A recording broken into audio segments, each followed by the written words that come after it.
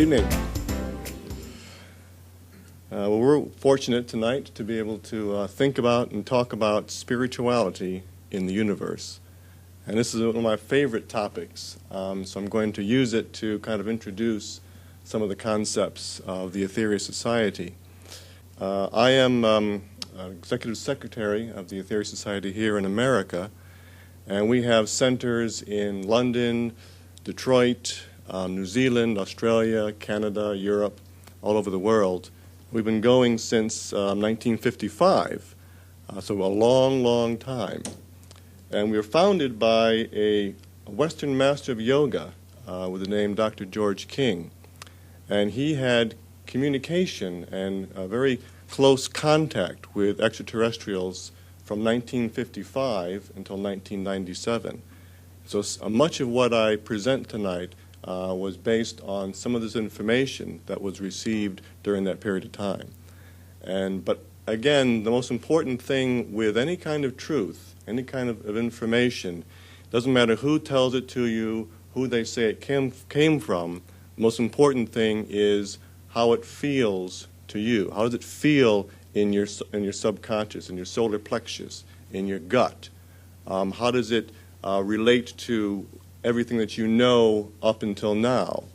And the most important thing to depend on is your own discrimination. And so I just want to say where a lot of this information came from.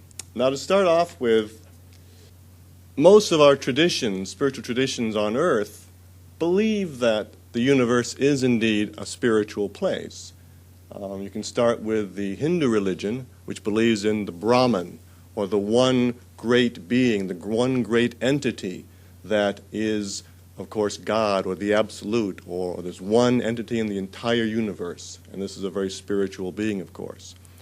Then you've got the Christian idea of God, and God created the universe, so therefore the universe is indeed spiritual. And just actually a couple of weeks ago, there was some interesting information came out of the Vatican. And the Vatican's chief astronomer, his name is Reverend Jose Gabriel Funes, and he's a Jesuit priest, and he's in charge of the Vatican's astronomy program, which is both just south of Rome and in Arizona. And he gave an interview with the Vatican newspaper, and it was entitled, "The Extraterrestrial is My Brother." It's an amazing quote coming from the Vatican, if you really think about it. But he goes on. It's even more interesting. He says that certainly extraterrestrials would be part of God's creation. That's kind of, you'd expect that. But then he goes on and he says, in fact, they, the extraterrestrials, may be closer to God than we. Now that's something that you haven't heard from the Vatican. I certainly never heard about it from the Vatican. He says that we, humanity, may be the lost sheep of the universe, which again is very, very interesting. And he says that there could be extraterrestrials who remained in full friendship with their Creator. So in a way, he's saying that it's very possible that extraterrestrials are more spiritually advanced than mankind. And the reason I bring that up is because it's really what we have been told through our founders' contact for the last 50-some-odd years. But then the big question is, if extraterrestrials are more spiritual, if the ones, let's say, who are visiting Earth are more spiritually evolved, and they're coming in their flying saucers, why don't they land? Why don't they land and help us out? And why don't they communicate more openly, shall we say? And that's really a big question. If somebody has not seen a flying saucer or a UFO, they could very easily say, well, I don't believe in them, because if they really did exist, certainly they would have landed by now. And you think about it in our point of view, if we were visiting another planet, we would land. We would want to interact with the people down there. So why aren't they doing that? And there are some very good reasons, which we'll get into. the information that we've been given is that they are indeed very spiritual beings, but they can only help in certain ways. And the reason for that is the law of karma. And we're going to get further into the law of karma, because the law of karma is a very important spiritual concept in the entire universe. And it's much more involved, or much more intricate than what's been commonly known on Earth, which is as you sow, so shall you reap, or action and reaction are opposite and equal. It's much more interesting, shall we say, than that. But briefly, if you think about mankind being like a 12-year-old, which isn't too far out probably, doing our math homework with lots of difficult quadratic equations. Remember those awful things? No one liked doing those. But the only way you're going to learn to do these equations is if you sit down and do them. The only way you're going to pass your test on these equations is if you've done your homework. If you kind of brought home your homework, sat down at the dinner table after dinner and said, Mom, Dad, I really want to go out and play, have a good time. Can you do my homework for me? Come on. And, if you did the homework for them, they would have a nice time going out and play, but they wouldn't have a very nice time on the test. They wouldn't have learned their lesson. And so in one small way, the law of karma is such that we've basically got ourselves in this mess that we've got ourselves in. And we can't have somebody just kind of fly in with a UFO, fix it all up, and then let's go on. And because this mess that we've created, it's our homework. It's our lesson. It's the experience that we have to go through to evolve in this spiritual universe. And we'll get a bit more into that later.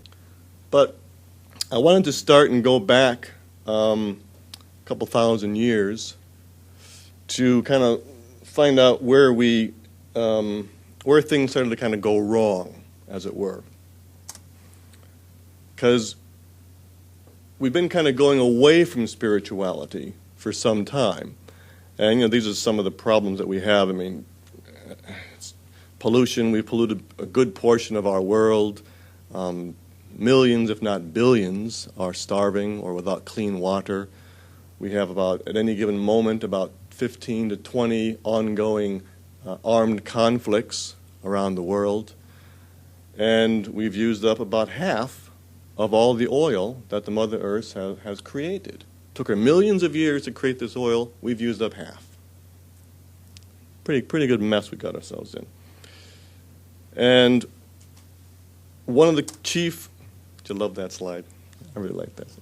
One of the chief problems is that we're just kind of selfish. We want all the goodies for ourselves. Or our family, or our friends, or our community, our race, our whatever, ours. And we all want the Hummers. Maybe not so much anymore with the gas prices, but you get the idea.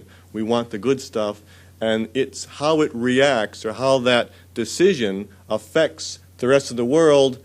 We don't care so much about that. Sometimes we like to think we care about it, but we still buy the Hummer, kind of a thing.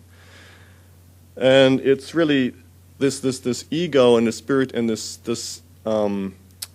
desire and this wanting stuff for oneself has really surpassed the desire and want to help others, the spiritual ideas. If we go back 2,000 years to, that's when most of the spiritual traditions started. You have Christianity started 2,000 or 2,100 years ago.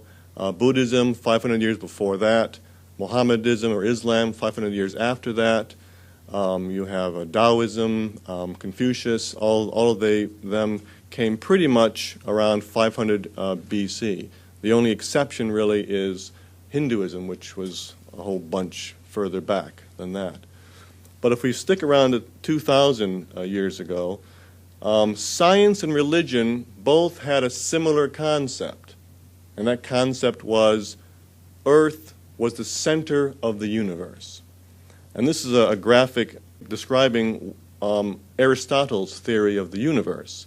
And his theory was basically there was the Earth in the center, and you had 8 concentric crystalline spheres around the Earth.